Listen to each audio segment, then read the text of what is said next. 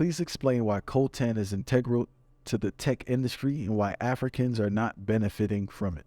All right, in addition to coltan, of course, cobalt as well. Coltan goes into most of the electronic equipments everywhere in the world. So if it's a smartphone, if it's a computer, if it's parts of the instruments in planes and sophisticated weapons, coltan is used. And there are only few countries in the world that have it. Congo, in particular, has most of the deposits in the world, the Democratic Republic of the Congo.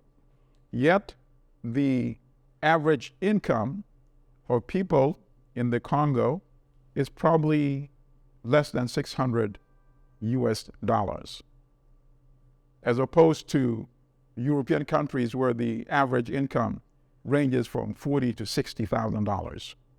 And why is this? Even though electronic equipment is found everywhere in the world, in every country, no matter how remote the country is. How is it that Congo is not very wealthy? Because Congo does not manufacture.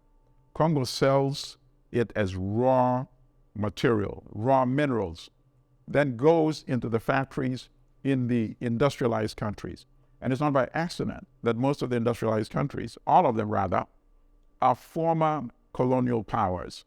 Now you have new ones, of course, like China, for example, is an industrial power now. And China was never really a colonial power, not in Africa anyway, even though it benefits from Africa's resources just as the European countries do. And all of them get the materials for cheap.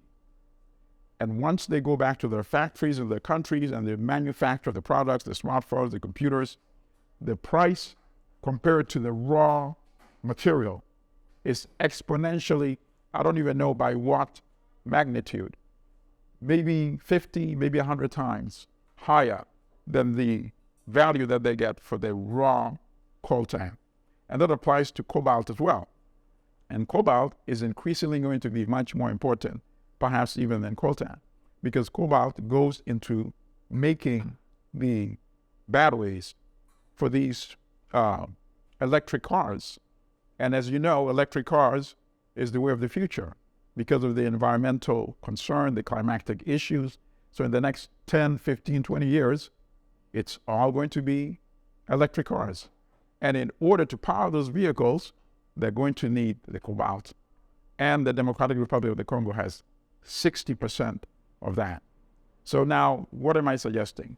I'm suggesting that even if you can't get along politically, and I'm speaking directly to the African countries, get along so that you can benefit from the raw materials that you have in Africa.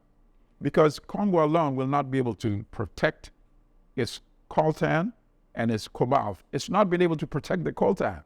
Look at it. The so-called tribal wars that people in the West read about in the Congo, Eastern Congo, those are not tribal wars. How can you have so-called tribal wars when at the same time people are digging resources from the ground and exporting it to Europe from the same location where the so-called tribal wars are going on? These are wars that are financed by multinational companies. They give weapons, they give money to the neighboring countries like Rwanda and Uganda, for example.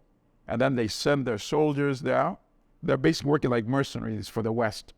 They kill people, they depopulate the area, people run away, they plunder the resources, then they ship it to Europe, to North America, through Congo, through Rwanda, and through Uganda. Why? Because they don't want to pay the taxes to the government of the Congo. So they would rather keep African bodies to get the minerals for cheap. So the neighboring countries, first of all, of course, you need progressive leadership. If you have reactionary leaders in both Rwanda and Uganda, General Kagame, General Museveni in Uganda, it's not going to work.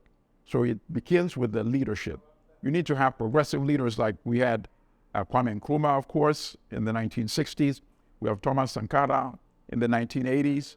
These are the type of leaders that really want Africa to benefit from its resources to build wealth and prosperity in Africa. So if they came together, they would be able to protect Congo and say Congo and the rest of Africa is going to get the fair value for the cobalt and you're going to have to pay us, and you have no choice, because without the cobalt, you won't be able to manufacture the batteries that go into the electric vehicles. But even beyond that, we want to start manufacturing the electric vehicles in African countries and then export it to Europe, to North America, so that they get the value coming from selling those electric vehicles rather than selling the raw materials for peanuts. And that's always been the dilemma for African countries. Why did Europe colonize Africa? It wasn't because they have some particular hatred for African people. In fact, much of the racism is made up, manufactured. Most of them don't even believe it, but they know it's very effective as propaganda.